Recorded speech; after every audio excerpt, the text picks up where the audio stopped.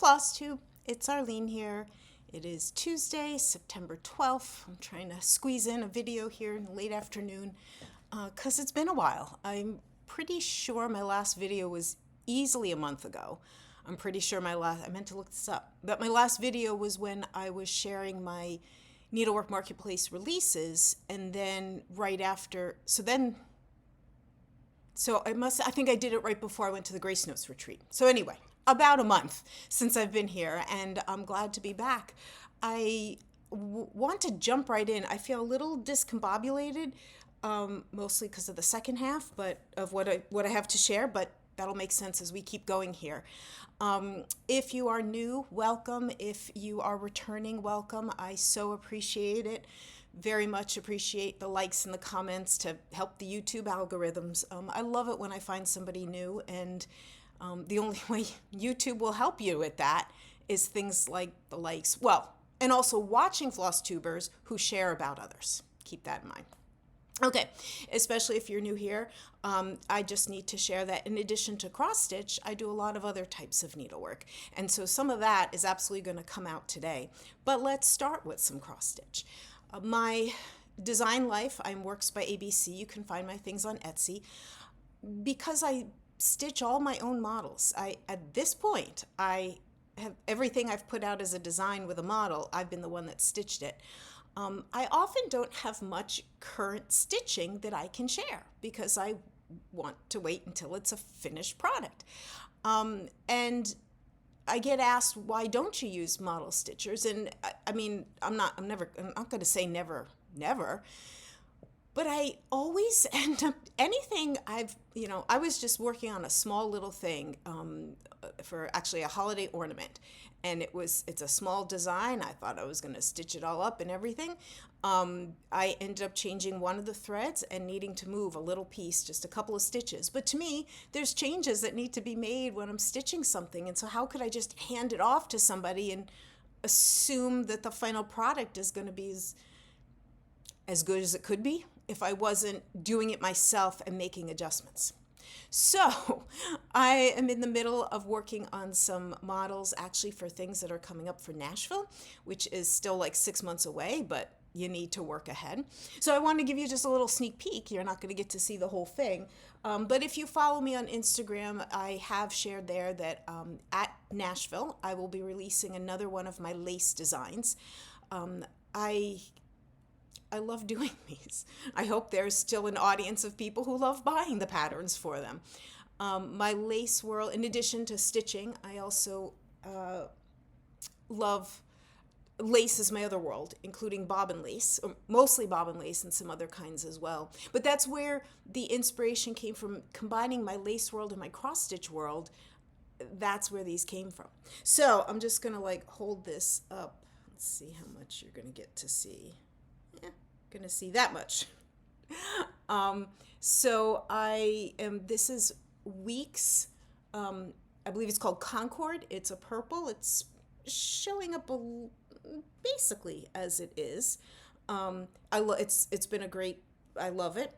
And I am using, as I have often used, Flosh. The solid areas that you see are one strand of Flosh. I'll come back to that in a second. And sort of this lighter area here is one strand of DMC in a 10 stitch. And this is a 36 count fabric. There's the needle minder from my Stitch NJ retreat. Here's a needle minder from Grace Notes retreat. Oops. So Flosh, if you have never heard of or have never seen or heard me talk about it here on Flosstube, is a thread it's a DMC thread. It is nowhere near as common as a lot of others like floss or even a pearl cotton. It is about the thickness of 8, one of the pearl cottons, but it doesn't have the sheen that pearl cotton has. I love using it. Not everyone does, of course, as it comes with any thread, any fabric. The issue for cross stitch is that it's only sold in these large skein/hanks, and I feel like if you look it up, because it doesn't even say it on the label, it's like by how many grams it weighs, and I think it's something like 168 yards. Don't quote me on that.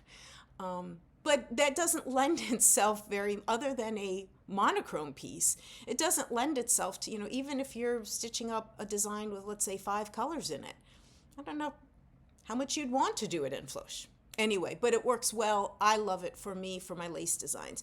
So there's a little sneak peek. It has not yet been named for all my lace designs. It's always adjective lace. So just 2 words. The one I put out earlier this year was called Exquisite Lace. The one before that, which was about a year and a half previous, was Elegant Lace. I've had gossamer lace, floral lace. If you have any good adjectives that you think might work, go ahead and share them, because I'm open right now. Be honest, right now in my head, I keep calling it purple lace because it's on the purple fabric. I want to get that out of my head. I want to find a name so I can start in my head referring to it as it's going to be. So if you have any ideas, I'm all open.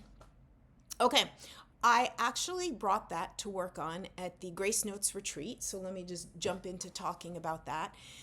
This stitching retreat took place in Pennsylvania, in the Allentown area, or in Allentown, something like that. Grace Notes Fabric is a fabric company. You can find them online. They have some amazing fabric. What I love about their website, but also in person, is that she shows you in the picture, which, pictures online are only going to be as good as they can be, of what the color looks like in Aida, linen, and even weave, Jobelin or Lugana or something like that. And for some colors, nearly identical, but a lot of them, there's definitely some subtle differences. And that, I just find, what a great thing that is. And I don't know how much other hand-dyed fabrics have variation between, let's just say, Aida and linen. I know definitely know that I've had Aida friend stitchers talk about how this piece of fabric doesn't look like her piece of linen in the same color, and so on. So Grace Notes kind of addresses it in the way they show their fabrics. I know they do like a Fabric of the Month club and other things. They put on their first retreat this year.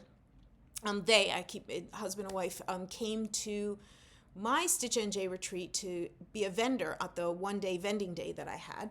And that was just a few weeks before their own retreat. And this was the first stitching retreat that I attended that I wasn't running since October of 2019.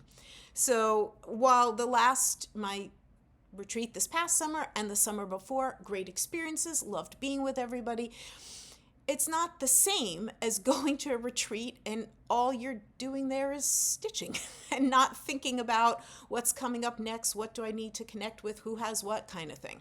So I realized, because it's been a few weeks, I did not do I'm going to be a good Flosstuber making videos and not touch it until I've made a video. So we have a Grace Notes Fabrics bag with most of the stuff that we got there is no longer in the bag. But I just did want to share a couple of things with you.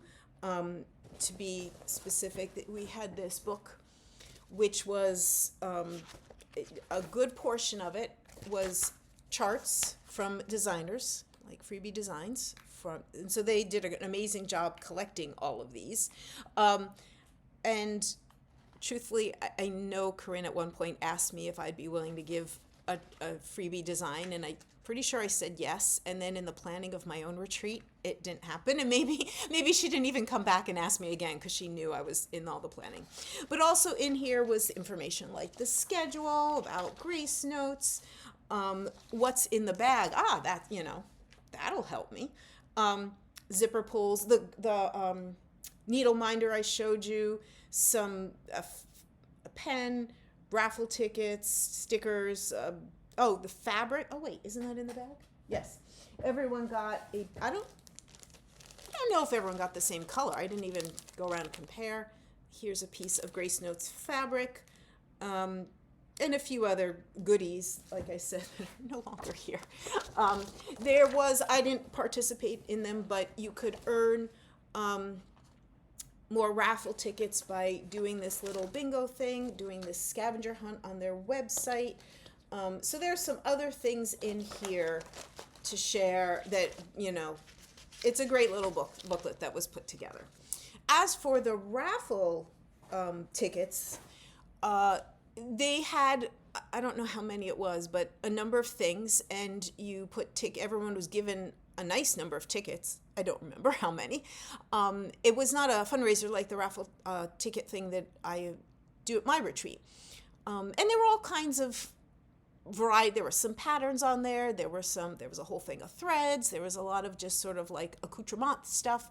There was only one thing I was in any way interested, so I just put all my tickets in there and I won it. So the scissor frog has been on the back of my mind that I wanted to get something different than the way I've been holding these. So I have more scissors on another thing, but these are my souvenir scissors. These are the ones for every stitching event that I've been to since my own first retreat in 2018.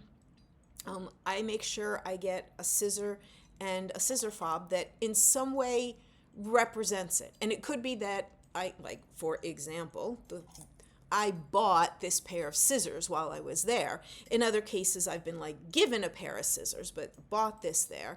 And we were given a scissor fob, although I think it was supposed to be more of a zipper pull. And from a friend, and it had the little note thing on it. And a friend was giving out some fabric that she had made up little fat quarters for everybody. And there was a 2023 charm, and so I decided to take that off of there and add it to here. So this is my latest addition to my souvenir scissors, and now I have a much nicer place to put them. There is still holes here, and I have seen people that put them here as well.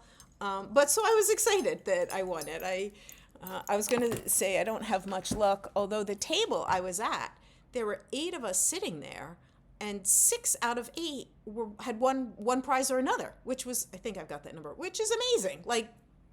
I'm a math person, kind of throws off any kind of statistics here. Keeping my eye on the time because I need to get through all this. Did I share it already? I am a teacher. I teach middle school math. I have a number of different places that I'm doing teaching, and I feel like this beginning of the school year is always a little crazy and trying to work out new schedules and new things, and that's why I'm just trying to fit this in an afternoon before I move on to my next thing. Speaking of next thing on my list is another stitching, I don't know why I just said another.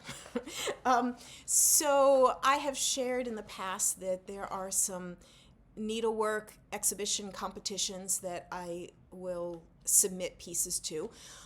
There is some county fairs, probably a state fair. There was a number of years ago I did put some things in the county fair near me. I haven't done that in a while. But there are 2 larger opportunities that many years I've taken advantage of. And one of them is Woodlawn, the Woodlawn exhibition that it happens in March. I know I must have talked about it this past March because I did send something in. The other is the ANG exhibit, which is, ANG stands for American Needlepoint Guild. It does say needlepoint, but don't limit your thinking to wool tent stitch chair cushions, okay? And it's an organization I've belonged to for a long time. I know the first time I was willing to give them my whatever $30-40 for a year membership. I got the magazine. I'm like, this alone, to get this whatever 6 times a year. And so I've never belonged to any group. I've never done any activities with local guilds or local chapters of the guild. But I like looking at stuff. Every year they put on what they refer to as a seminar. Goes on for 5 to 7 days. I think it's varied over the years, where classes are had and other stitching events.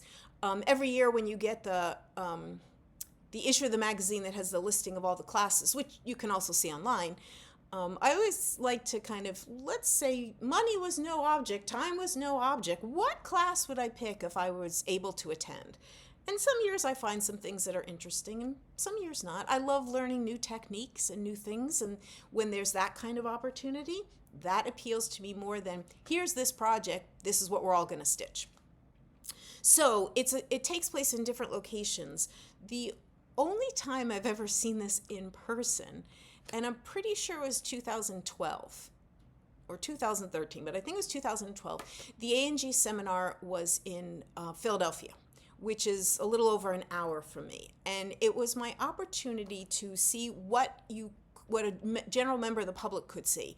I couldn't go to, if I wanted to like go to classes, I would need to like officially sign up. But there is an exhibit, and it's a competition, an exhibit that is open to the public.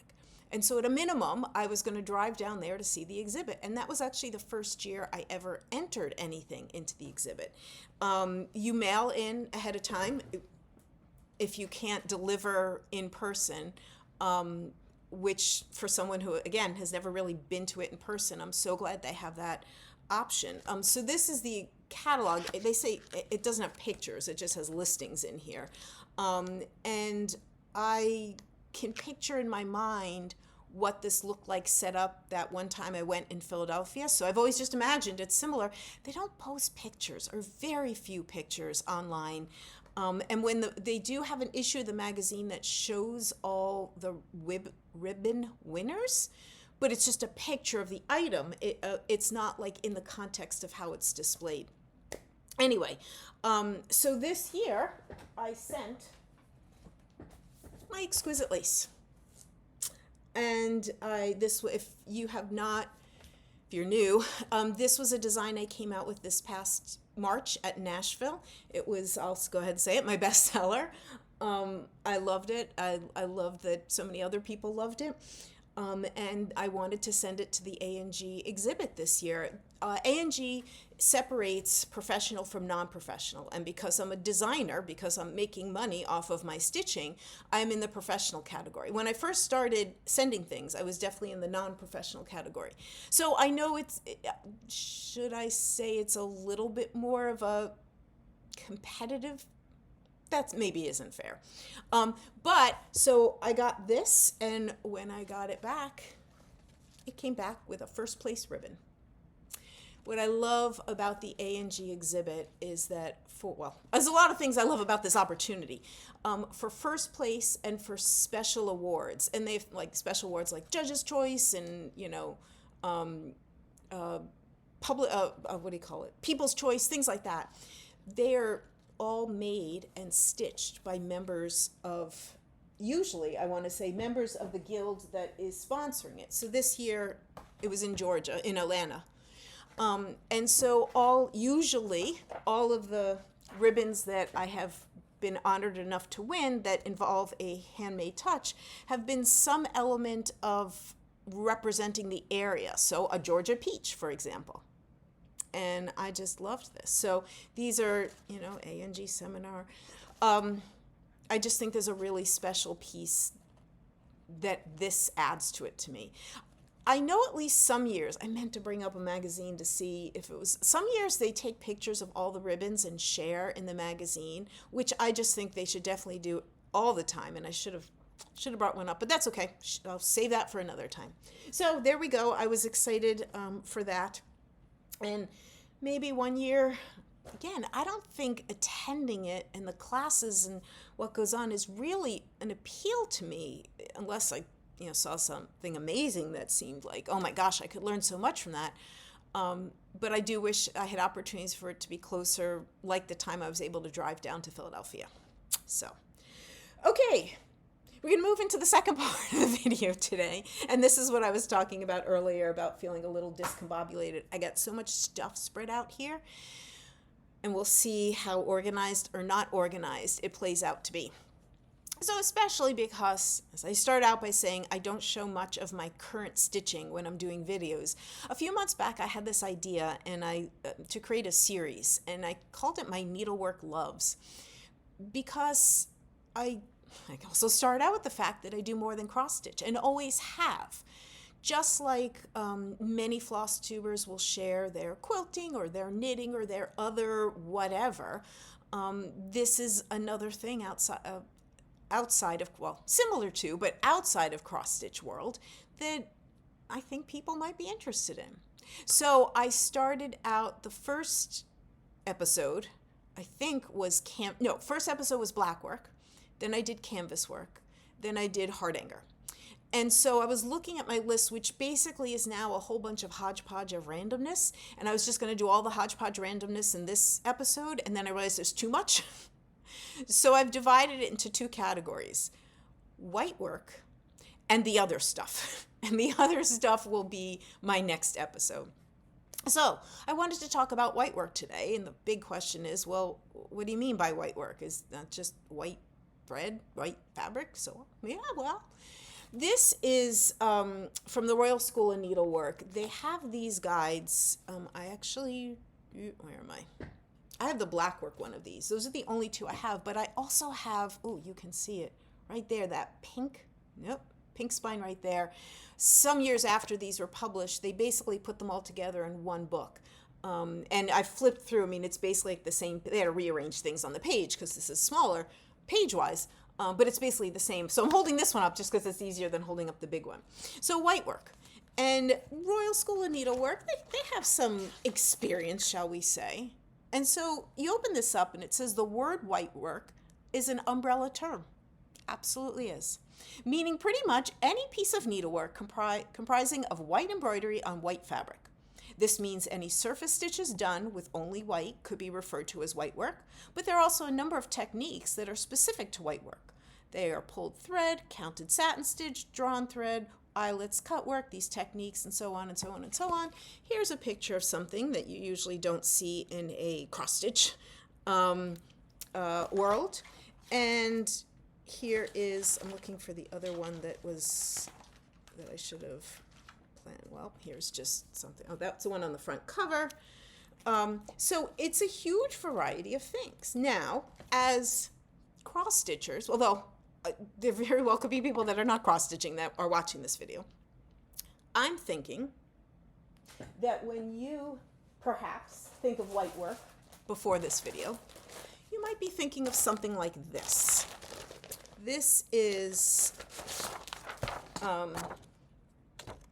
the English Whitework Sampler. It is from the Needle's Praise, which is now published by Needlework Press. This piece has all kinds of stitches in it. There's definitely hardanger, which is what I talked about, in the last episode was a couple of months ago because of the retreat and Needlework Marketplace and so on. But they'll call it a sampler because there's quite a variety of kinds of stitches in here. So this was something a few years back, definitely before the pandemic, I think I saw somebody working on this, and in that moment, I was like, I want to be doing that. So I started doing it. Oh, and I also, where is it? I took out, knowing I'll be showing a lot of white today, I took out this piece of felt just to help you. It's just a great piece of felt, okay? So you can see some eyelets, you can see some satin stitches, there's a four-sided stitch that I'm seeing. I kind of fell out of love with it. I didn't have I still look at it, it's still beautiful. And I'll never say never. Might I come back and continue working on it? Sure. And I also get distracted by other things. I don't need to say that. Stitchers get distracted by other things, of course. This just really wasn't calling me. I'm not going to throw it away. But I brought this out first to share that I think when I first said whitework, some people might have been thinking about something like this, because this is something you could probably potentially find in some needlework stores.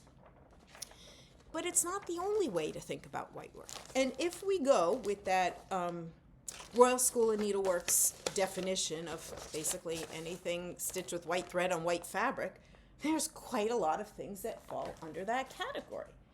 So I have shared in the past about, I got too much here, Yvette Stanton.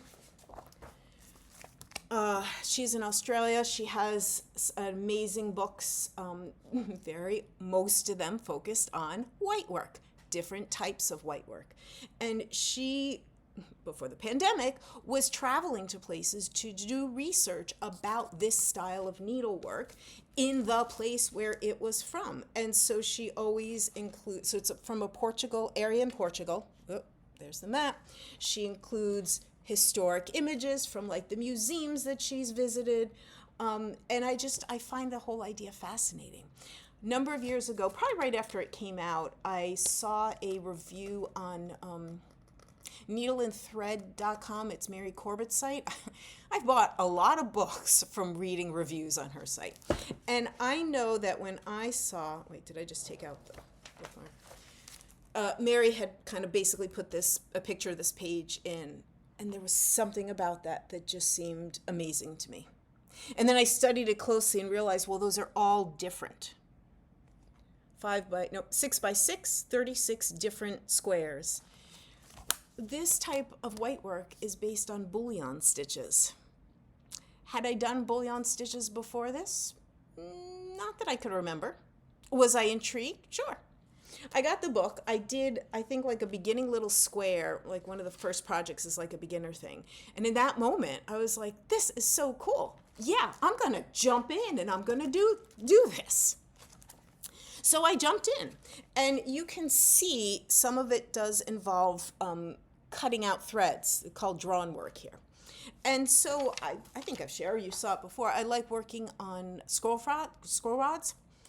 And I was kind of doing a row, then I'd have to do some pulling out of the thread, the drawn work part, and I was kind of bouncing back and forth. And so part of it, as I kept going, was getting rolled up. And so I go to whatever I think I was trying to work ahead a little bit, and I go to started cutting the threads and starting to do the drawn work. And then I paused, and I thought, uh-oh. Because I had set myself up for a 7th row.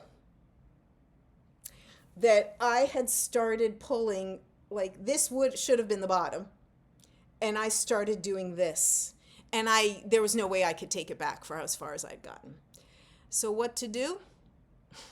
So instead of 36, I have 42 blocks here. Now, I think what I ended up doing was basically, I just picked 6 that were already there, so I can see that one there. I ended up repeating here. I couldn't come up with my own. But you can see lots of bullion stitches, and I love it. And this is an edging, I'm gonna forget the name. Whatever. This is how I finished off. This is a piece of blue fabric behind it. I loved it. I don't have it on display or anything. It just sits rolled up, but I'll take it out. I've left this in the book to remind myself. This project has a total of 2,156 bullions in it. Do I think I'll do another one? Nah. Again, never say never. But a lot of these things that I'm going to share with you today, there's a little element of one and done. Hardanger, which also often falls under the whitework category. This is not necessarily something that a lot of people think about when I said the word whitework. But because there's so much to talk about Hardanger, I had done that in a separate episode. So Yvette Stanton has this wonderful reputation of these books that she researches thoroughly. I've collected some of her books, some of which I've used. So this one I've used, others I haven't. I'll come back to that in a second. Last year, it was just last year. I'm looking for something that is probably sitting in between two. Oh, here it is. When things started happening, war started happening in Ukraine, I was not the only one out there Googling Ukraine. I know there was a lot of people who, and still are, supporting designers that are there through digital purchasing as a way to support people. Somewhere in my searching world, I realized that Yvette Stanton had a book about Ukrainian drawn thread embroidery. And I was intrigued enough that I got it. Now, this is one of her earliest books. It's significantly smaller than as she kept going over the years. But I did get a copy of this. And I've done drawn thread stuff where you're basically cutting and pulling together what's left. But I wanted to try something new. So this was just like a sampler project. This is like the beginning project, the beginner's project to learn the technique. And like I said, as with her other books, you know, like there's a picture from a museum of a woman's shirt. Here's another one. I love the historical parts of her writing. So what I do with it, here it is. Oh, where's that piece of felt? So this was my little beginning piece of the Ukrainian drawn thread embroidery called, I forgot, Merzika? I don't remember how to pronounce it. And I was glad for a learning experience. Again, will I go back and do something else? Probably not, but I'm glad I did this. Okay? So those three things, the English Whitework sampler, the Portuguese Whitework, the Ukrainian Whitework, are three things that definitely fall under the category Whitework. There's plenty more. Speaking of Yvette Stanton, these are two other books of her Whitework world that I have not yet stitched from. Sardinian Knotted Embroidery and Montmelic Embroidery. Who knows? Someday I'll just decide, you know what, I'm ready to learn something totally new, and here's a little beginner project or something, and for either of these. Another type of whitework that I have collected a few things from, but I'll just show you one, books and patterns and so on, is called Schwamm embroidery. And it's from Germany. And, you know, I'd have to like go back and reread to understand, you know, what are the subtle differences between, like Portuguese whitework, the one I showed you very clearly, lots and mostly bullion stitches. What clearly defines this or defines that? Well, I think there's definitely a knotted thing that's going on here. And there's definitely multiple different types of stitches going on in Schwamm. So like I said, I have a couple of other, this book, I have a couple of patterns, and I'm like, yeah, one of them is actually a kit. It's a little thing. As the fabric is thread, I pulled it out. It doesn't matter right now. It's probably still sitting somewhere. But I'm like, if I really want to do the Schwamm thing, here we go. Here's a little thing that'll get me going to see if I'm interested. Or that I will definitely, if I do it, I will do it. And then would I ever do a second Schwamm? Who knows? Now, back to that whole what makes something whitework. Well, here's a book that says Whitework with Color. Does that get to be called whitework? Call things whatever you want to call them. Trish Burr has some amazing books. She does most of what she does is needle painting things, or at least that I'm familiar with. And I have some of her books and actually stitch patterns from them. This was so intriguing when I first saw it. And she explains, you know, that she came up with this, you know, who's to say anything. She's talking about embroidery, whitework embroidery. So a lot of surface stitching, and she had a request for a whitework piece for 5 inches, and she said, I felt I needed to add some color to define it.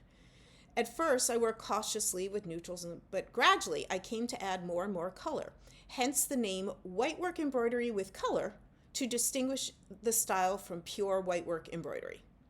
This style does not follow any particular conventional style of embroidery, but is more like mixed media, a fancy term for making it up as I go. And so there are, wait, because I have little bookmarks, these must have been things that I was interested in at some point. Yes. Oh, that would be really pretty to do.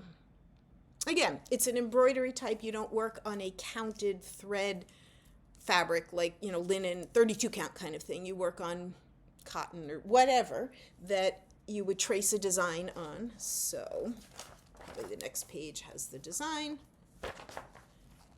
And it looks like there's, you know, for number 5, you go here and you do this. You know, here she's great with instructions. So let's just take a look at the other ones I have a bookmark for. That's really pretty. And there's, looks like one more bookmark in here.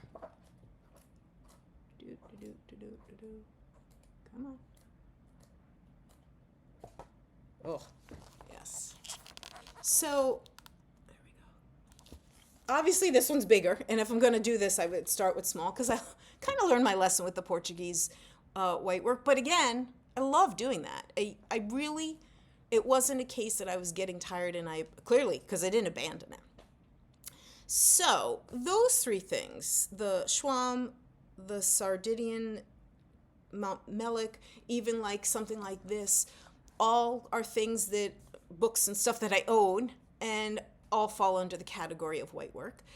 But then there's still this question of, well, what does count? And I have this, and I'm looking at the table of contents, and they're referring to something, but I also have this book, A to Z of White Work. See how it says book 1? And I meant to look this up right before I started this video. I don't think they ever produced a book 2. This one is surface embroidery. And in the introduction, they basically say this book is limited to surface embroidery. And in effect, the next book is going to be more of, how did they phrase it? Hence, the focus on this book is on surface embroidery and cut work. Those techniques that do not count or manipulate the threads on ground fabric. Those will be covered in a future publication. And I don't know if they ever were. So I'm looking at the table of contents in terms of what do they, in this book, they divided up. And some of these were words that I'd heard of, like A-share embroidery, broderie anglaise, Hidibo, Madeira, here's Mont Melick. But then I saw something that, I meant to double check. Carrick-Macross. I should have double checked this. I'm like, wait, I've done that. I don't know if I've ever seen the word embroidery after it, although watch me say that and hold up something. And I was like, oh, wait, I've done it. I knew what that was referring to. That's not it. Here's a book. I've seen it more as lace. Irish embroidered net lace. Does it count as a embroidery? Does it count as a lace? I know within lace world, there are some people in terms of if it isn't a bobbin lace or a needle lace, what is it? Well, then you have knitted lace. You have these other categories. And there's a couple that are, well, there's two, and I'm about to show you. So Carrick-Macross is not like with bobbins or needles. Well, let me show you. These are two pieces that I have done. This was a class that I did at a lace convention. And it was, so this is like a linen fabric. This is a net fabric. And it's kind of like applique with a little bit more sophisticatedness to it. This is couching down thread around it. And it was just a new thing. Again, love new things. And at a lace convention where you're taking classes, it was nice to do something that, like I think I was doing one class that had bobbins and one class that involved this, which was a needle and thread.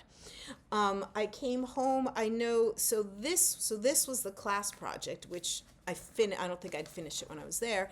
And then from this book, which I think I had bought there, which, again, love history, love background. There was. So I picked one of the designs and I stitched that one, and it looks like this. And again, there's white fabric that is basically appliqued on top of the net fabric. And the net is a specific kind of net. It's like a hexagonal, can you see it close? Hexagons, which is different from what I'm about to show you. And of course I take these things out. I'm like, I want to do another one of those. But again, I thought about this in terms of my lace world until I was looking at that table of contents. And then I was like, now this wasn't in the table of contents, but it reminded me of something that I would say falls under a similar category, and that is fillet lace. So it is also stitched on a net, and it is square holes instead of hexagon. Although originally and traditionally you created the net and then you stitched on top of it.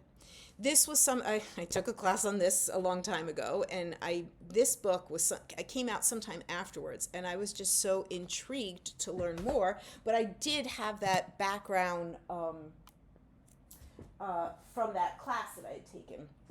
And so where'd my gray felt go?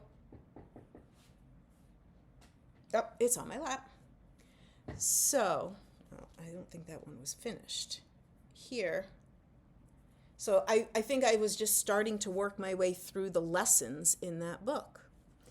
This is, so let me show. So you see the net.